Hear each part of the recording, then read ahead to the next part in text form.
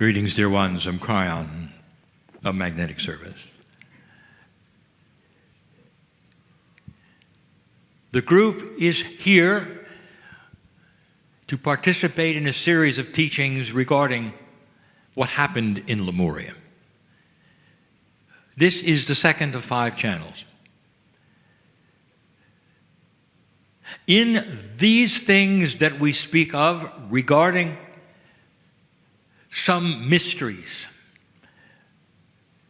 about the past that is so far away from you that it cannot be proven, these things, they take on almost mythology. Anyone stumbling on this channel about Lemuria will make an assumption that this is what those who are esoteric are like. They take a subject that never happened and expand it into their own reality, and then they run circles and sing around it. That's who you are. Just ask many people. That there's no substantive reality that could possibly explain many of the things you believe. Dear ones, I would like to say something to you, and that is this. The reason we teach what we teach is so that you will understand the honoring that Spirit, God, Creator has for you. That's the only reason. We are not invested in a false history to make you feel good. There is no reason to take you on a journey that is mythology so that somehow you'll feel better about yourself today. The fact that it is not provable is also an alignment with thousands of things that you're going to discover that today are not provable until you dig far enough.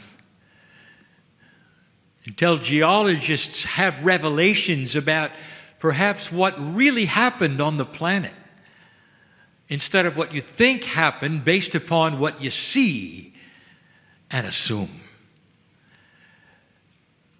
And so what you're looking for, again, is the plea to all those who are science-minded. The plea to get out of the box of what you've been told or what you believe today based upon what you've studied and what you've assumed about what might have taken place on this planet. There is wonderful, magical, if you wish, information about the human being that is still yet to be revealed. Part of the issue has always been that part of your planet which has decided to become spiritual in groups that you join. And in those groups that you join is also the love of God. It's always there, dear ones. It's so interesting that the groups you might join and sign up for and have labels and buildings that you might go in, that group will then sit down and tell you in a hushed voice, remember, we're the only group that's correct. And right away, you should get up and leave. Because you can't sequester the rules around the love of God. No one can. It's grander than anything you can even possibly conceive of. What happened here is magnificent. And the idea that the Pleiadians came from another star system and altered your DNA, far-fetched, unprovable today. And in 50 years, it's in your books because there's no other explanation. Or they came to give you the truth and the proof because you're past another marker, perhaps, of consciousness that says human beings will never make war again and we're ready for the next shift. You are going to meet your star family. You have to. It always works that way when you're ready. And when you're ready, dear ones, it's going to be with a higher consciousness of humans looking just like you. who don't have multiple boxes of belief around the earth that would kill each other if they didn't do something right. The boxes may remain in a higher maturity of consciousness that says we are one of many ways to worship and love this God inside. It's our way, it's our culture, not their way, but they can do it too. Isn't it good that we can all love our own way? That's maturity. That's maturity. And the way it is today, dear ones, is not. The love of God exists in almost every belief system on this planet. And that is why they cling, each of them, cling to the fact that they're the only one who's right because they have their miracles. And if they looked around, the others would have their miracles. And if they looked around, they all have their miracles, because this is how you're treated, dear ones, with honor and beauty and the ability to have good things and benevolent things in all the boxes of religion. They don't look around enough to know it's everywhere, but they will someday. And this is going to alter in a benevolent way through leaders who have these kinds of aha experiences of allowance. Imagine. Take the leader, for instance, of the biggest belief system on the planet. That leader would have to have some changes happening right now. The leadership itself would have to be on another track. Well, it is. Did you notice? Did you notice the track it was on? And it got replaced by another pope? You think that's all an accident in what we're talking about? This is what we are itemizing, and you're seeing it in your news. These are the things that we are speaking of. Geologists, listen. What is it that rewrote everything you thought you knew about how long things take on this planet? Many of you in your lifetime watched Mount St. Helens explode. It rewrote everything you've been taught. And you know it. And if you're listening to this, you know what happened. You thought some things simply took thousands of years to be this and that, and everything moved slowly. And in moments, you got to see the same effect. And that would indicate that perhaps this planet has done a lot more volatile or different things than you ever imagined. The bias is you measure everything as though it was happening right now, as you look around today, saying this is how long it takes for water to erode this and that, and this is how long it takes for the layers to grow and become sediment and that, and never knowing, never understanding that literally on this planet it was a different paradigm before you got here. Lemuria existed. And we have told you that it is the result of one of the hot spots of this planet where the magma was close to the surface and it was building up. And rather than it poking through and having flank eruptions in that place you call Hawaii, it simply built and a bubble pushed up the mountain. And it was volatile. And it was before humans got here. And it was here for a very long time. That mountain called Mu, in the middle of the Pacific, was a feature on the planet. And it wasn't plate tectonics that did it, it was the hot spot that did it. And then when it was finished, it subsided. But it didn't simply subside, it started to get bigger, and when it did, that was the point in time where there were eruptions. And the flank explosions happened, and those in Lemuria were frightened by it and started to leave. And slowly that mountain sunk, but that was Lemuria.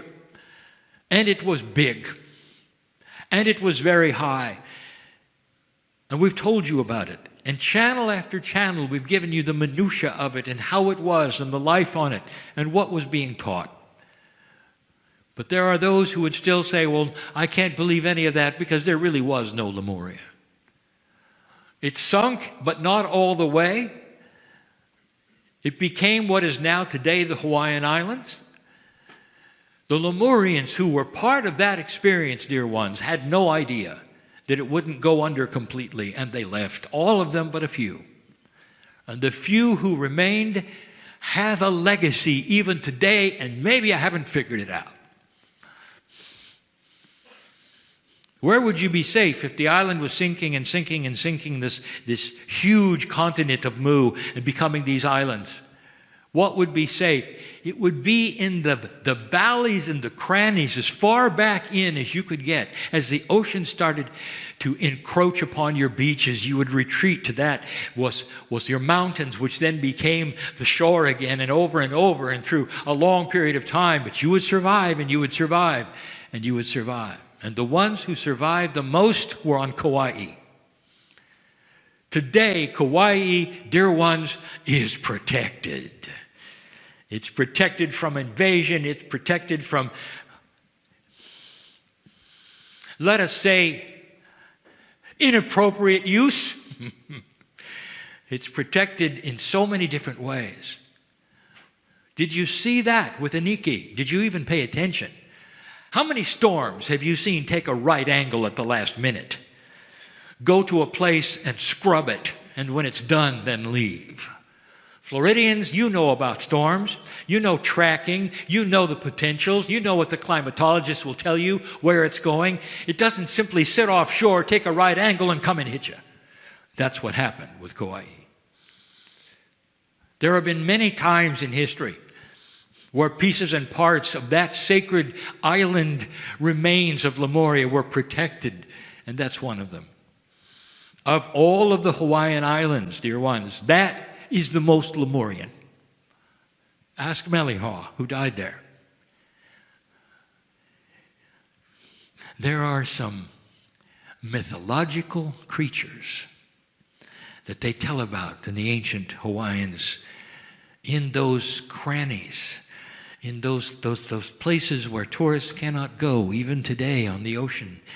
They're on one of the famous coasts. It's so beautiful. You ever heard of the Menehune? They are the Pleiadians. They're the remains. And they were mystical because they still had the magic. And they remained and remained and remained for such a long time that even today, the Hawaiians will talk about in the valleys of the Menehune.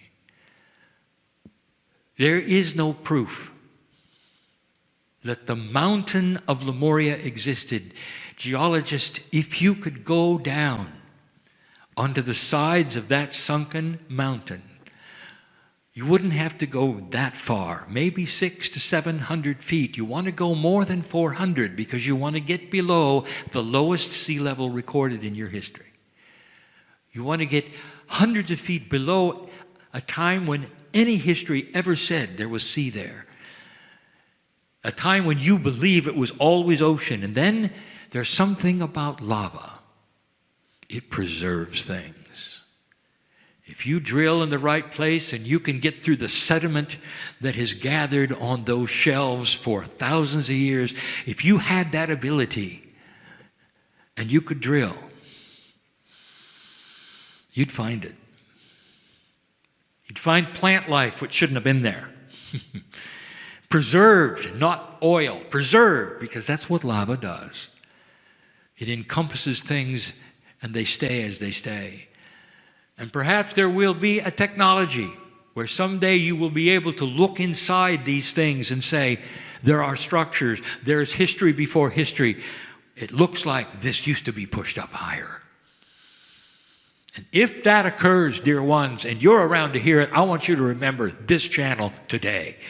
Maybe, just maybe, the things we speak of that magnify that which is a human being are right and true and accurate and not mythology and not meant simply to entertain those who you call New Age.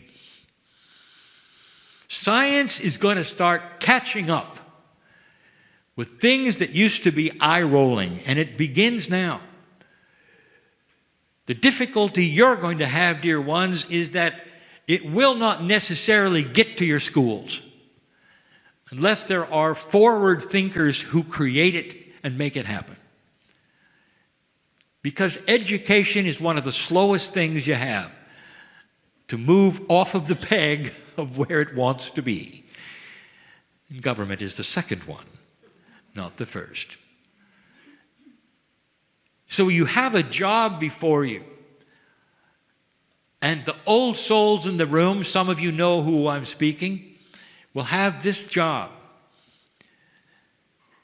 to discover what you discover and present it to the planet so that regular people see it and forget the science and the reporting that says you have to go through. Believe me, if regular people start to use inventions that your government say cannot be done, it will get attention. If the way of reporting science and that in discoveries of academia, you skip it and instead you go right to the public and you go right to the internet and you show them and you tell them and you ask them for them to participate and them to discover, you're going to find that academia is going to sit there with egg on its face. If you had gone to academia, if you had gone to the universities, if you'd gone to the government, it might take decades. You go to the public, and they're going to be using it even before the government acknowledges it exists. This is a new paradigm, and you have the tools, don't you? One of the reasons the internet and social media has raced forward at the degree it has is to prepare this planet to be informed in a different paradigm, with scientists who are not afraid to do it, not afraid they'll lose tenure at a university, who gather together in groups in order to solve the world's problems because they needed solving, not because they might get a prize. That's happening. Watch for it. These are changing times. Lemuria existed. The island was there. The big one, the small continent, was there.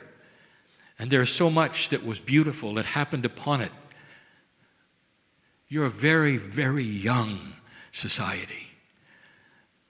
And you're just now coming out of a dark age, dear ones.